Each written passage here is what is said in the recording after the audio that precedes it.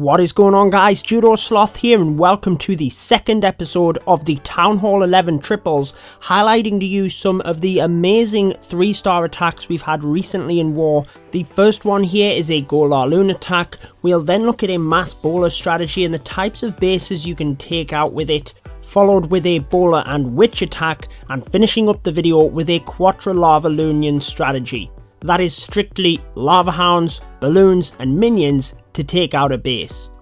So this first one is by Dan, a very experienced attacker in Red Elite. I may look to bring you a guide on this LavaLoon strategy that he uses because he is a beast and pulled off his 6-pack in this war actually. Starting this attack though, he's coming in with a golem from the bottom to tank, followed by his heroes. That is going to enable him to take out an air defense, the eagle artillery and the enemy archer queen, which you will see there is a poison down ready for her as well, which also takes out that partly lured clan castle. A nice bonus is that he's going to take out one of the wizard towers as well. Now that can be very detrimental to a LavaLoon strategy, especially towards the end of a raid, but just look at how effectively he's using the skeleton spells here, placing it down in between his queen and the enemy archer queen so that it's continually spawning them skeletons and distracting the enemy archer queen, and she doesn't even get a single hit on Dan's archer queen. Fantastic play. 2 lava hounds are then cut in from separate angles towards this other air defense in the south, with balloons sprinkled in behind them alongside the haste spells to push them straight to the eagle artillery and the other bulk of defences down in that area as well. The Grand Warden also came in with that bulk of balloons, and then you'll see another lava hound cutting across to the air defence at the northwest. Now there's basically an air defence in each quadrant of the base, and we're just going to be able to sprinkle balloons into them areas, and each of the defences around the air defence are all within range of it. And what that means is the lava hound sitting on top of the air defense can tank every single one of the defences, which means the balloons coming in behind will be absolutely unscathed. As long as we use them spells effectively to push the balloons over the defences quickly, we shouldn't be in any trouble. You'll see that as the remaining lava hounds pop, we even have a freeze spell for this final air defense, but more importantly the wizard tower, because we have such a big group of balloons coming over, we wouldn't want it doing splash damage, and on top of that we even had the Grand Warden's ability. Once the Inferno Tower goes down, there is a sneaky Tesla in the corner, but we're basically on to clean up, and with so many lava pups on the map, along with that lonely goblin for these resource buildings, we're not going to run out of time, and we're basically guaranteed the 3-star attack. So a brilliant raid using the GoLaLoon strategy, very effective on that layout as we were able to get the enemy archer queen, an air defense and the eagle artillery initially, and then the majority of remaining defenses were actually in range of the other air defense, which was perfect for the lava hounds to tank. Moving on to the next attack, we have the mass bowler strategy, very popular before the last update but still very effective. The bowlers are still used in the majority of ground strategies, and using a mass group of them is still certainly an option, but you need to be selective on the base layout. Ones like this with not many compartments and huge open cores that the bowlers can just walk through are definitely viable. So a couple of bowlers at either side along with a few healers just to start working the funnel. That will ensure that the bulk of the bowlers go into the core.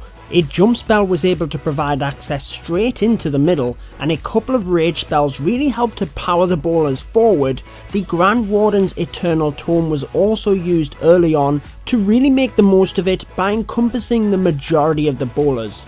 Another rage spell right in the centre of the core was able to push our troops straight through it, all of them high damage defences going down. The Queen's ability was also able to be saved until she got pretty much to the other side of the core to help take out some of them back end defences. You'll see them groups of bowlers that were used for funneling have also walked down the side of the base. Having them healers on them is very helpful. A couple of bowlers at either side was able to do a massive amount of damage, and then you'll see there's only a few defences left at the end here.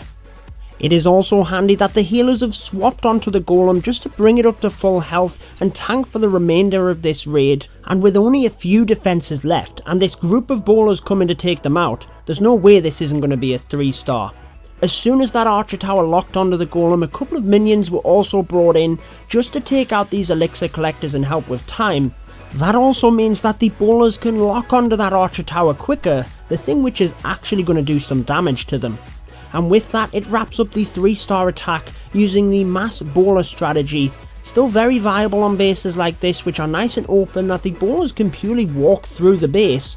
Moving on to the next one, we have a southern teaser, and the first thing you'll notice is that both of the inferno towers are set to single. Hence, when we're looking at the army composition, we have the witches.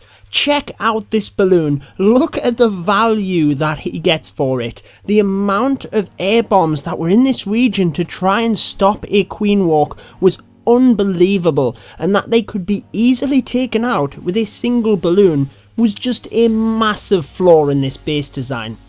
A jump spell is very nicely used actually to provide access across all of them walls. A golem then goes down first for tankage, followed by the bowlers and witches, the grand warden for that aura, and the king. The queen actually doesn't want to use that jump spell and decides to walk right around the side, but it provides access for all of them troops to get straight into the middle. The eternal tome is used along with a rage spell, and as a general rule of thumb on a southern teaser, you tend to want to come in from the side of the base. You definitely don't want to come in from the south where the defender wants you to. You want to minimise the amount of troops getting hit by all of them traps. The core is pretty much down at this point, and we've kind of split into two groups, which is quite nice on southern teasers because again it means that any one group isn't taking massive splash damage. The bowlers in the centre have the healers on them, and they're going to get through a few more defences, and then we also have this big group to the south which has the Grand Warden giving them that boost, and also the Archer Queen as well. You will see the giant bombs down there didn't do massive amounts of damage. The first one hit a couple of bowlers, and the second one hit the Archer Queen, in which the healers are coming across anyway to bring her health back up.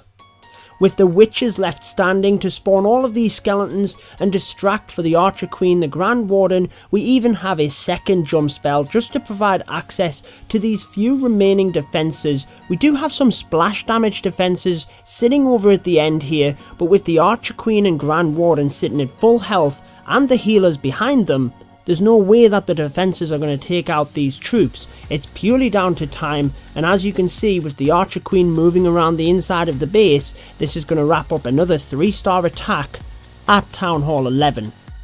Moving on to the final raid of this video, this one is going to be the Quatro LavaLoon strategy, so 4 lava hounds, 23 balloons, and 11 minions to help rush in behind them.